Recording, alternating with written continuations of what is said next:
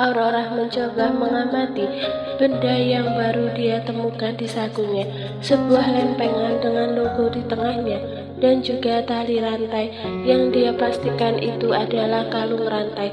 Merasa tidak penting, dia masukkan kembali benda itu ke dalam saku. Aurora kembali teringat perkataan Lucio yang akan menghabisi Eldred.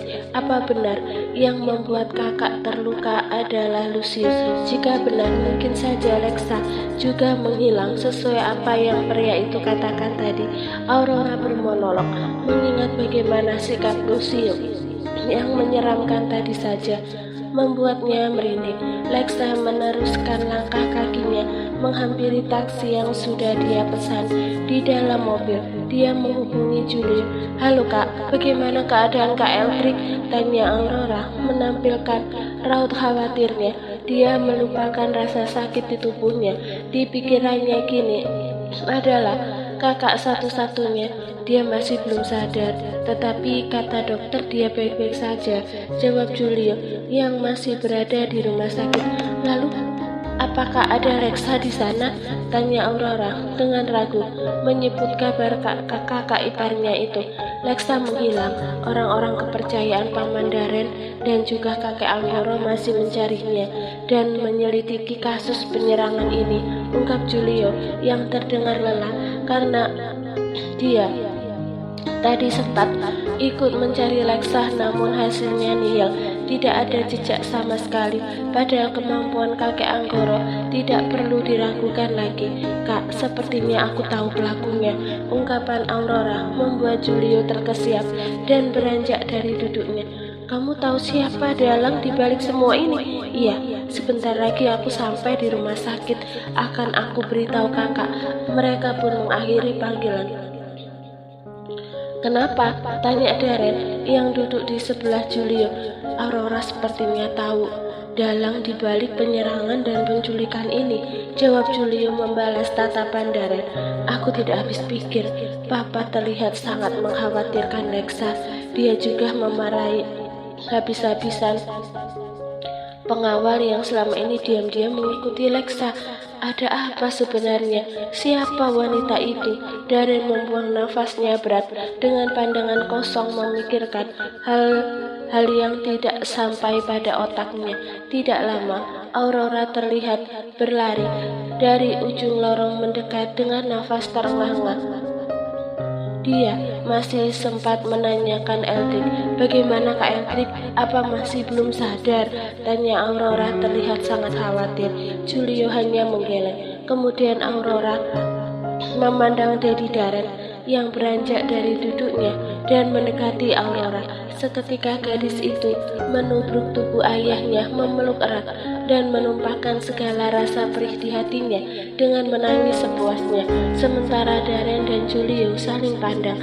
Mereka heran kenapa sesedih itu mendengar kondisi kakaknya, bahkan melebihi Jovanka tadi ketika melihat anaknya terluka parah. "Kamu kenapa? Pasti ada masalah lain," tebak Darren dengan satu tangannya mengusap punggung anak gadisnya dengan penuh kasih sayang. Aurora melepas pelukannya. Dia menghapus air mata yang belum mau berhenti juga. Darren pun menggiring anaknya untuk duduk. Begitupun Julio memilih duduk di samping Aurora. Gadis itu justru memainkan kuku-kukunya. "Ceritakan semua pada ayah. Di sini juga ada Julio. Dia pasti bisa membantu masalahmu juga," ucap Darren menenangkan. "Tapi Daddy janji jangan memarahi Rora," ujar Aurora sesenggukan menatap takut pada ayahnya. "Iya, katakanlah." Darren memberi tatapan teduh supaya anak gadisnya nyaman menceritakan semua padanya, berawal dari Lucio baru yang satu kelas denganku dan juga Kak Lexa. Dia begitu tampan, namun sikapnya sangat dingin kepada siapapun kecuali pada Kak Lexa. Dia begitu perhatian padahal aku tahu kakak iparku itu selalu tidak peduli dan terkesan tidak menanggapi sikap Lucio. Tapi aku tetap merasa benci padanya. Kenapa harus kepada Kak Lexa? Tutur Aurora dengan wajah menunduk.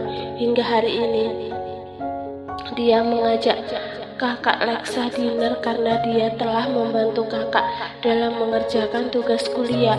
Lalu tiba-tiba saja Kak Edric mengabari jika mereka berdua ada kepentingan mendadak ke kota X, sehingga aku menawarkan diri untuk menemui Lucio. Bukan menyambut dengan baik, dia justru seolah melihatku dengan tatapan yang menakutkan. Dia juga membawaku ke apartemennya. Di sana aku masih berharap sikapnya melunak, tapi tidak. Aurora menghentikan ceritanya. Dia kembali menangis sambil menutup wajahnya dengan kedua tangannya, sementara Julio dan Darren masih terdiam membiarkan Aurora kembali melanjutkan ceritanya. Dia mengambil kesucianku secara paksa, ujar Aurora diselingi tangisan yang semakin mengeluarkan air mata begitu deras. Apa? Sentak Darren dengan kedua matanya membola, rahangnya mengeras. Ayah mana yang tidak emosi mendengar anak gadisnya diperlakukan seperti itu? Aku akan mencarinya dan melenyapkannya. Darren begitu emosi dan beranjak, namun Aurora menahannya. Dengarkan aku dulu, Daddy. Ini semua ada hubungannya dengan hilangnya kakak, ucap Aurora menarik tangan Darren untuk duduk kembali. Kali ini Julio yang tersentak. Dia mengerutkan dahinya tajam ketika mendengar perkataan Aurora. Maksud kamu, apa hubungan Lucio dengan kejadian ini? Pertanyaan Julio membuat Aurora beralih menatap Julio. Sebelum Lucio melakukan itu padaku, dia berkata jika dia adalah calon suami Kak Lexa, dia akan menghabisi Kak Edric dan membawa Kak Lexa bersamanya. Tadi kamu bilang Lucio satu kampus? Tanya Darren kembali. Iya, Dad, jawab Aurora dengan anggukan tegas. Julio cari data Lucio di kampus. Apakah itu akan sangat berguna dalam pencarian Lexa? Titah Darren dan mendapat anggukan dari Julio. Tiba-tiba terdengar suara kegaduhan dari dalam kamar rawat Edric. Dengan segera mereka bertiga berhamburan masuk. Edric, jangan bergerak dulu, sentak Darren saat mendapati anaknya memaksa diri untuk turun dari ranjang, mengakibatkan tangannya menyenggol piring timah besi beberapa butir obat yang terbungkus rapat dan kini tergeletak di lantai. Lexa di mana, Dad? Tanya Edric dengan begitu lemah namun penuh penekanan. Darren tidak menjawab. Dia memilih duduk di samping Edric, mencegahnya supaya tidak lagi banyak bergerak melihat ayahnya yang diam. Edric beralih menghunuskan tatapan ke Julio yang berdiri di samping Aurora. Julio, di mana Lexa? Sebelum aku turun dari mobil, aku memintanya menghubungimu. Jika dalam bahaya, katakan di mana istriku sekarang. Edric, sebaiknya kamu sembuhkan dulu lukamu. Dia pasti akan baik-baik saja, jawab Julio yang berat untuk mengatakan jika Lexa menghilang. Akan baik-baik saja? Kamu tidak tahu di mana dia? Dad, Lexa di mana? Masih tidak mendapat jawaban dari orang-orang di sana. Edric memaksakan diri untuk bangun, namun Darren mencegahnya. Edric, kamu harus tenang. Lexa pasti ditemukan. Lepaskan aku, Dad. Aku akan mencari istriku. Dia membutuhkanku. Edric berusaha meronta dari cengkeraman tangan Darren yang begitu kuat pada kedua bahunya. Kamu harus tenang, nak. Kami semua sedang bergerak mencari Lexa. Bagaimana aku bisa tenang, Dad? Lexa sedang hamil. Kondisinya sangat rentan saat ini. Aku harus menemukannya sekarang. Ucapan Edric membuat semua yang ada di ruangan tercengang, termasuk Jovanka yang baru masuk setelah dia turun untuk pergi ke kantin. Lexa hamil? Tanya Darren membenarkan pendengarannya. Iya, Dad, dan dia hampir saja mengalami pendarahan karena terlalu memikirkan Deon. Kondisinya sangat lemah saat ini. Kumohon temukan istriku secepatnya, Dad. Edric tidak sanggup menahan panas di area matanya yang membuat cairan bening keluar begitu saja, membuat tubuhnya semakin lemah. Maafkan Mami, Rick, ucapan Jovanka membuat semua atensi tertuju padanya. Jovanka terisak dan masih berdiri di ambang pintu. Dia tidak berani mendekat pada suaminya yang semalam sudah membentaknya berkali-kali dan masih tidak mengajaknya bicara sampai sekarang. Edric tidak merespon ucapan Mami Jo. Dia hanya tidak berselera untuk berdebat dengan ibunya di situasi seperti saat ini. Orang-orang Dedi dan juga kakek Anggoro sudah bergerak untuk mencari Lexa. Dedi yakin Lexa dapat ditemukan secepatnya. Dedi mohon, tetaplah di sini. Jika kamu ikut melakukan pencarian, justru kamu yang akan tumbang. Lexa pasti akan bersedih jika ketika menemuimu dalam keadaan lebih parah dari ini karena luka di perutmu sangat dalam, tutur Darren dengan lembut. Edric hanya diam, melihat ke arah lain. Dia sangat ingat saat terakhir melihat wajah Lexa yang begitu panik melihat dirinya diserang secara mendadak dari arah belakang. Hatinya begitu sakit saat dia sendiri tidak dapat melindungi istrinya sendiri. Lexa, aku bisa pinjam ponselmu untuk memberi kabar pada kakek mengenai kondisi Edric. Ponselku kehabisan daya, ucap Julia menunjukkan layar ponselnya yang gelap. Lexa mengangguk. Dia merogoh ponselnya yang dia letakkan di saku mantel milik Lucio. Saat Lexa mengeluarkan ponselnya, benda di dalamnya ikut terbawa dan terjatuh karena bendanya terbuat dari logam hingga menimbulkan suara yang menarik atensi Edric pada benda itu. Apa itu? Tanya Darren. Aurora menyerahkan ponselnya pada Julio. Kemudian dia berjongkok mengambil benda yang diduga adalah kalung rantai dengan logo unik di ujung berupa lempengan logam. Entah aku meminjam mantel Julio dan ada benda ini di dalam saku. Edric terus memperhatikan benda yang tidak asing baginya. Coba kakak lihat. Ucapan Edric membuat Aurora terhenti. Meletakkan benda itu ke dalam saku, dia mengeluarkan kembali dan menyerahkan pada Edric yang sudah menengadahkan tangannya. Dari mana kamu mendapatkan ini? Pertanyaan Edric dengan nada dingin membuat Darren mengerut tajam. Begitupun Aurora. Sudah kubilang benda itu ada di dalam sini dan mantel ini milik Lucio, jawab Aurora. Sementara Edric masih terus memperhatikan benda itu. Kalung rantai dan logo yang sama persis dengan kalung yang dipakai oleh orang-orang yang menyerang Edric saat hari pertama menjemput Lexa kuliah. Juga benda yang sama dia lihat bergelantung di leher orang yang telah menusuknya siang tadi.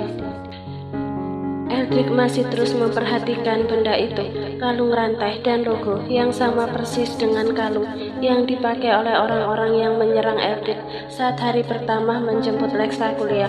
Juga benda yang sama dia lihat bergelantung di leher orang yang telah menusuknya siang tadi. Kenapa, Rick? Kamu tidak asing dengan benda itu? Tanya Darren yang tidak sabar melihat Edric berpikir sendiri. Atensi Edric kini menatap Darren dan Aurora bergantian, lalu kembali pada benda yang ada di tangannya. Jika pemilik benda ini adalah Lucio, orang yang sama 2 kali menyerangku juga menggunakan benda ini di leher mereka. Bahkan aku menyimpan satu di dashboard mobil untuk menyelidiki, tetapi aku belum sempat melakukannya. Terlihat guratan di dahi Edric. Siapa Lucio sebenarnya? Lanjutnya, entah bertanya dengan siapa, yang pasti Lucio memang terlihat berlebihan dalam mendekati Lexa. Bahkan pria itu terus memaksa istrinya untuk makan malam. Darren akhirnya menceritakan apa yang Lucio katakan pada Aurora terkait penyerangan pada Edric dan penculikan pada Lexa. Jika dari yang aku tangkap, Lucio sangat menginginkan kakak Lexa. Jadi menurutku pria itu tidak akan melukai kakak, Ibu Aurora yang menatap sendu pria yang selama ini dia puja, yaitu kakaknya sendiri. Dia berharap ucapannya dapat menenangkan hati Edric. Bagaimana, Julio? Kamu sudah menghubungi kakek Anggoro? Tanya Darren menatap Julio yang sedari tadi terlihat mencoba menghubungi kakek Anggoro, tapi masih belum juga diangkat.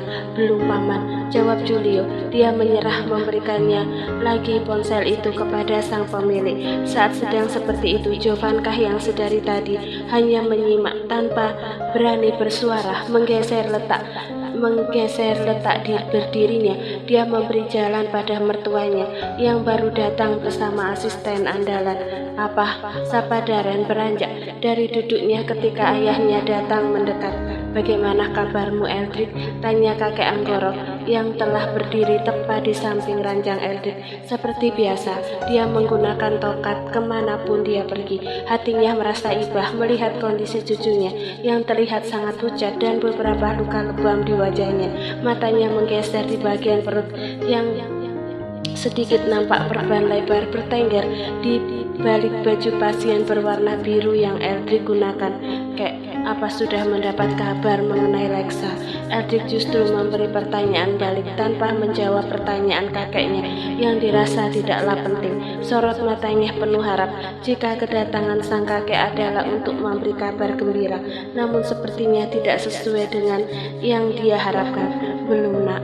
Oleh sebab itu, kakek datang kemari ingin bertanya langsung padamu," ucap kakek Anggoro terdengar lebih lembut dari biasanya. Mereka yang di dalam dapat melihat garis wajah kecewa dan sedih.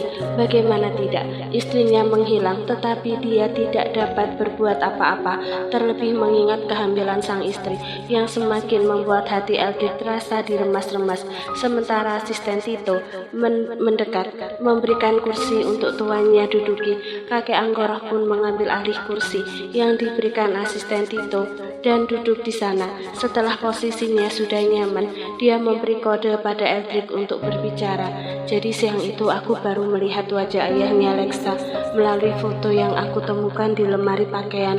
Yang mengagetkan adalah pria yang Lexa sebut sebagai ayah itu adalah orang yang pernah aku temui beberapa tahun lalu, Franz." Kakek Anggoro begitu terkesiap mendengar ayah Lexa diperbincangkan.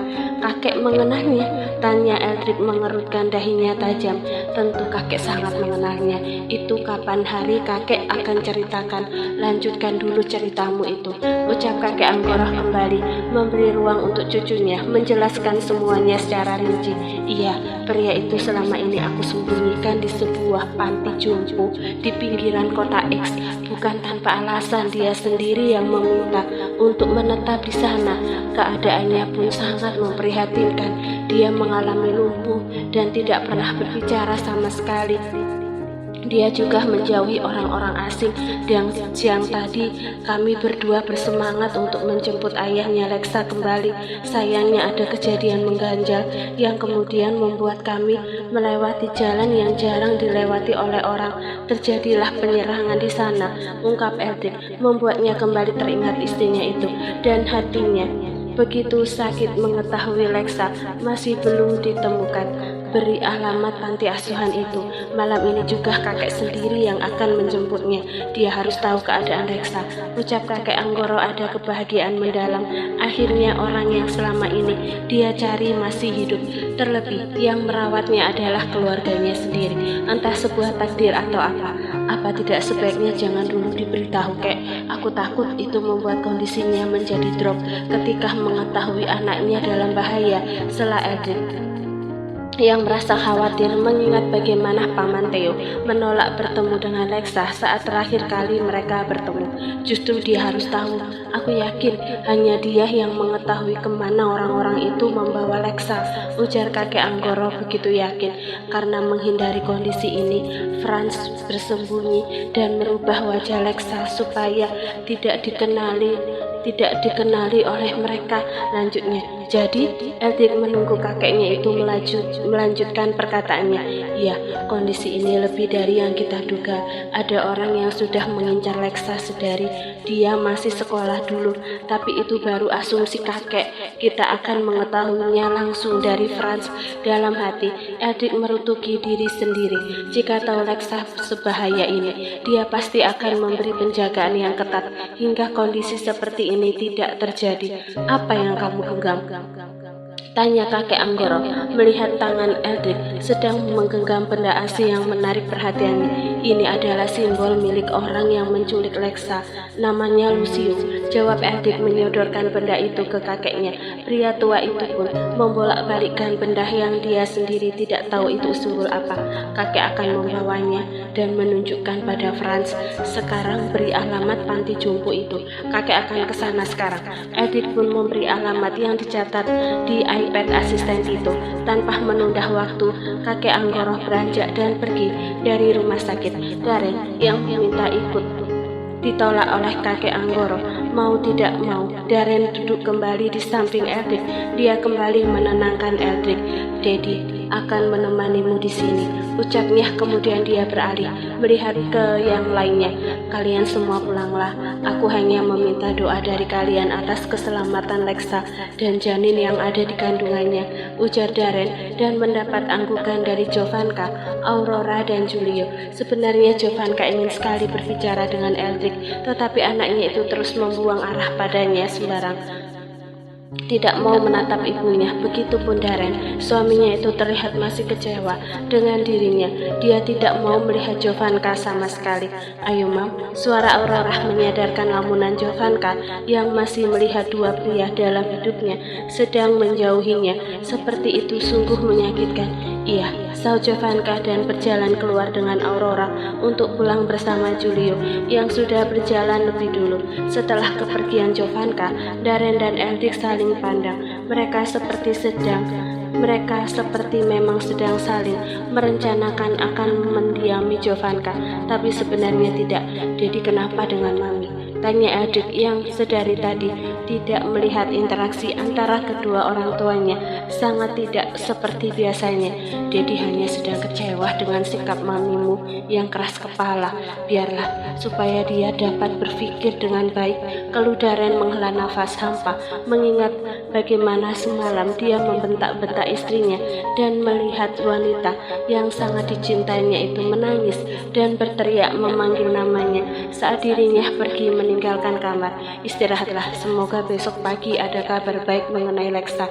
Eldrik mengangguk. Darren beralih duduk di sofa, sementara Eldrik menatap langit-langit ruangan dengan hampa. Mana bisa matanya tertidur, sedangkan otaknya masih terus berpikir tentang kondisi istrinya yang dia sendiri takut membayangkan hal buruk terjadi pada Lexa.